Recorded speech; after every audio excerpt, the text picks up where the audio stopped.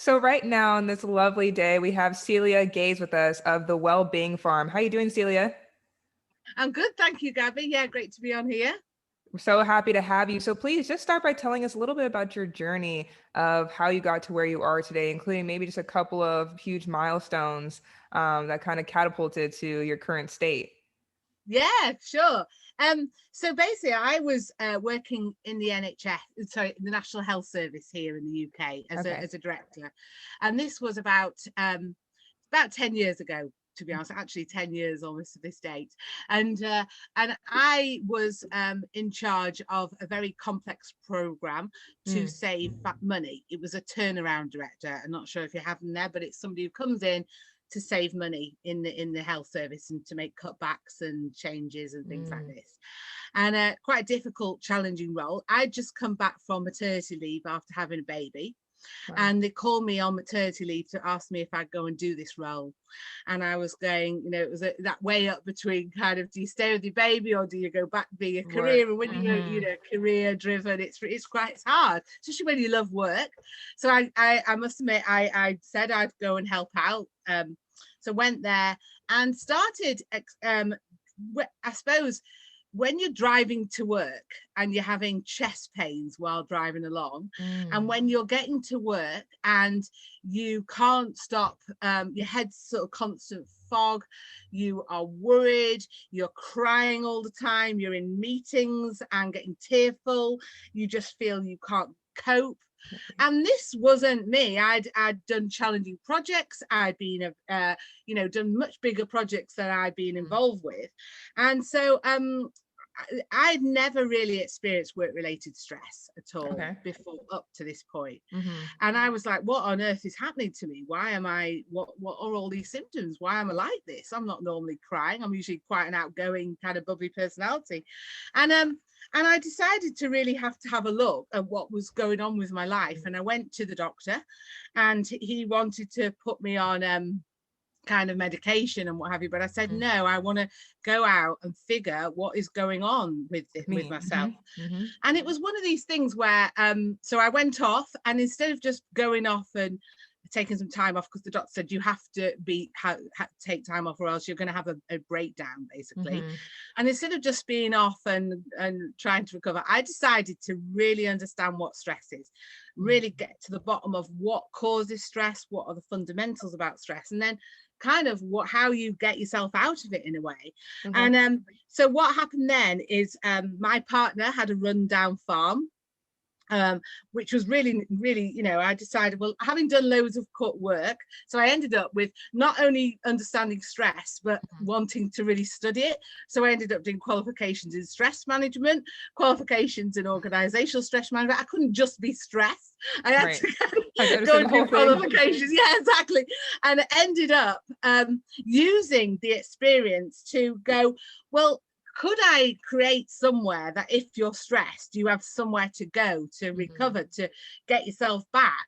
Where would you go? So at the time, there was these sort of 5 ways to well-being, which was, if you do exercise, if you have a lovely environment, if you are doing a hobby, if you're kind of in an environment. So I thought, well, actually, why don't I create a business to do this? Hmm. Because part of the module of the course was creating a business, or creating a building which minimizes stress.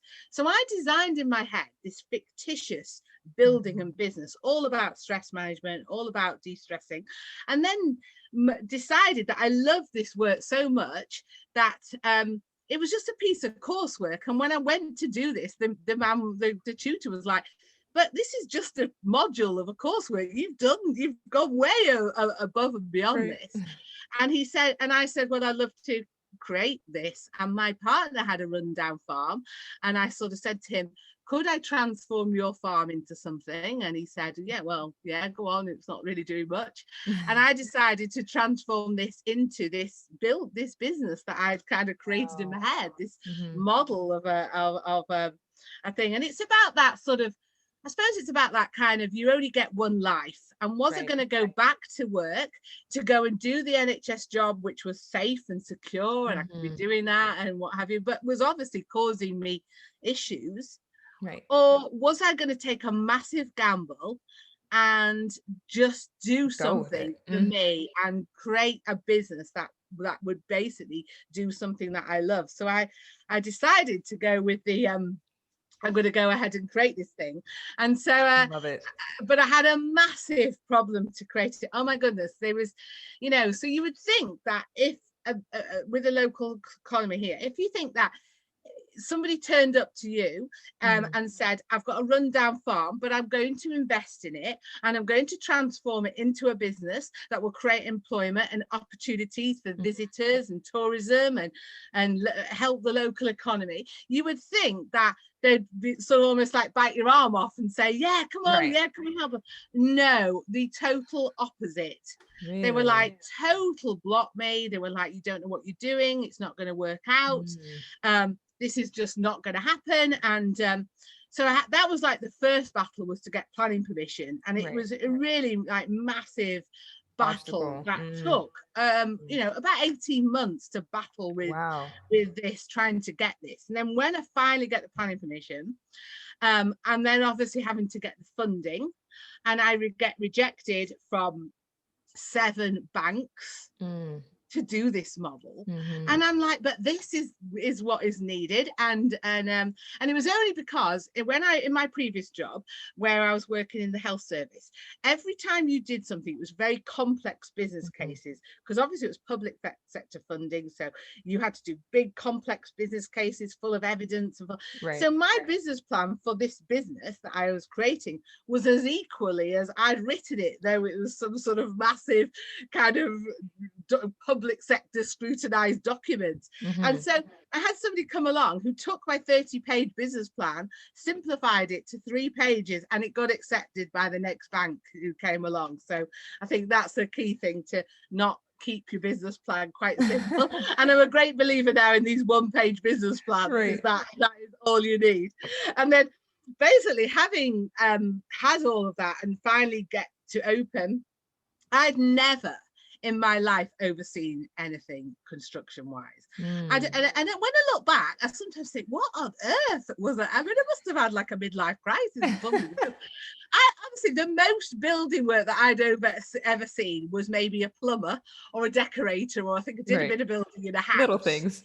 Yeah, but this was a complete demolish of a farm, rebuild, install a wind turbine, install water treatment plant, install a way of heating the place. I had to install 3-phase power. It had to be built and designed. I had to liaise with architects, with builders, with electricians, with all the sort really of seeing your vision come to life. Oh my God, it was crazy, absolutely crazy.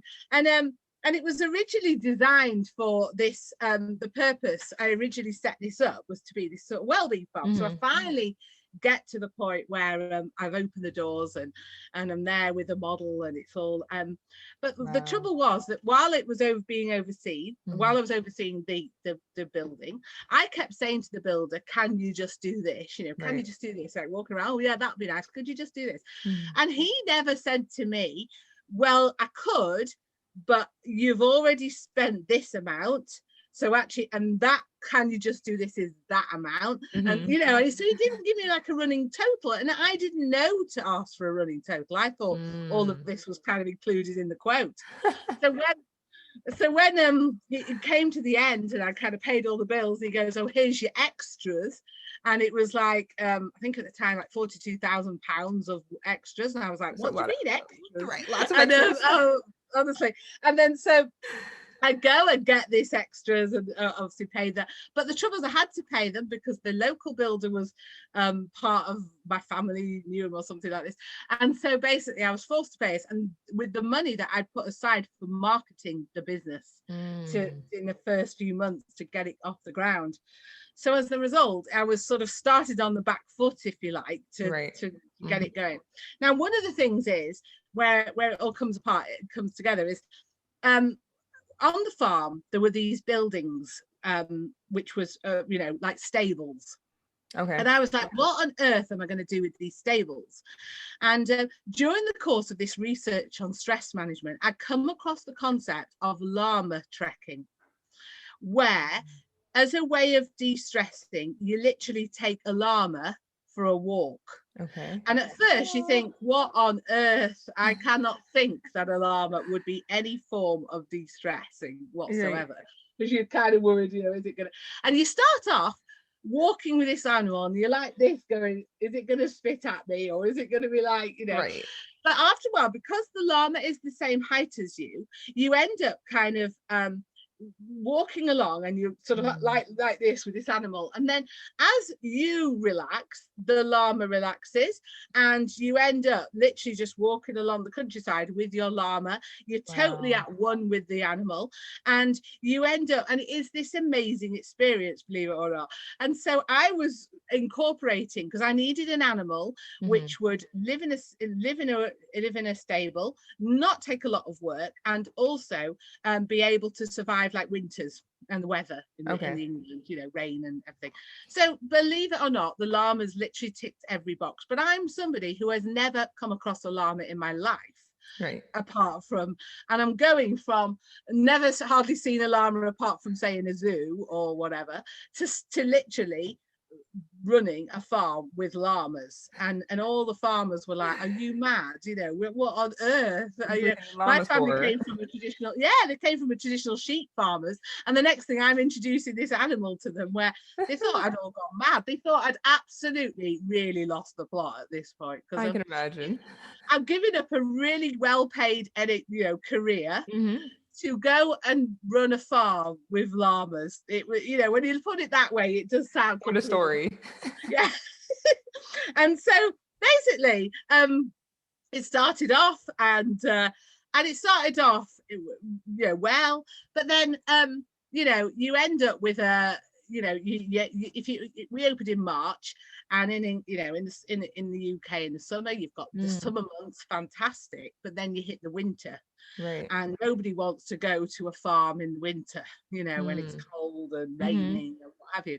And so I was in order to survive, I was like, well, what else could I do to get money in? What am I going to do? And so the business model, kind of that carefully construed business model that you spent months doing, kind of goes out the window in this desperate situation to survive. And you're going, oh, I'll try that. And people are coming up going, well, why didn't you just do this? And I was like, yeah, oh, okay.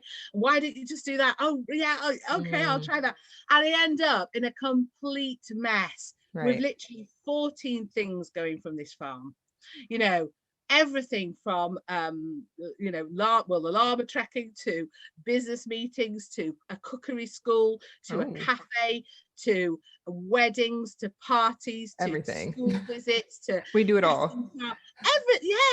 Absolutely. It was just ridiculous. I was like, one minute I was a cook, the next minute a waitress, the next minute doing the accounts, the next minute doing a bit of marketing, next minute walking a llama, the next minute running a cookery school. God. Absolutely ridiculously crazy. And somebody came along and just said, just stop, you know, just what on earth are you doing? Just stop. And that stop meant I had to go home back to my mum with almost like I had to pay a VAT bill or a tax bill, and I couldn't afford it, and I rang up to pay it on a credit card. And in England they have this new thing that you can't pay your tax bill on a credit card. They won't accept it anymore. And I'd paid all these credit cards, and I was like, oh, I'll just get the card out, I'll just pay the tax. And they went, no, we're not allowing you to pay it. And I went, well, what do you mean? What are you going to do? Why can't I pay it on a credit card?